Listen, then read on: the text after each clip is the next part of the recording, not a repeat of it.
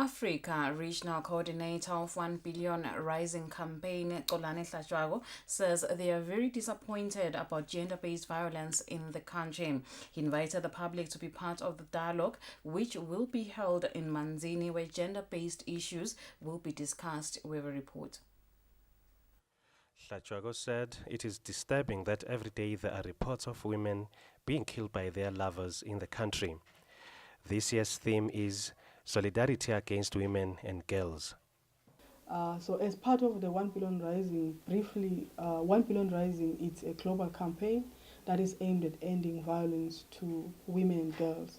Swaziland joined the campaign in 2013, and this year, the theme of the campaign this year is solidarity against the exploitation of women and girls. And when we are looking at the escalating rate of abuse, of violence that is subjected to women and girls, when you see the reports that we receive on a daily basis, you read the newspaper, you listen to the radio, you look at the reports in the different offices that are responsible in terms of addressing gender-based violence issues, you realize that the numbers of women who are violated, it's really increasing, and it shows that there is something that is wrong. So that's why through the 1 Billion Rising campaign, we realize that we have to call for solidarity. Now it's not an issue that has to be dealt with by women and girls alone. It calls for everyone. So through this campaign, we are calling civil society, we are calling NGOs, we are calling government departments, we are calling legislators, we are calling everyone, the police, everyone, to say let's stand up and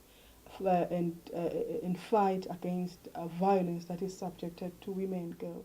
And we strongly believe that if we are all together, if we've got strong laws and policies, if we've got strong governing policies within communities, we've got very strong values in terms of how do we perceive a woman and a girl. It's somehow this can really help the country to curb gender-based violence. 1 Billion Rising campaign will be celebrated in the country on February 17 in Manzini.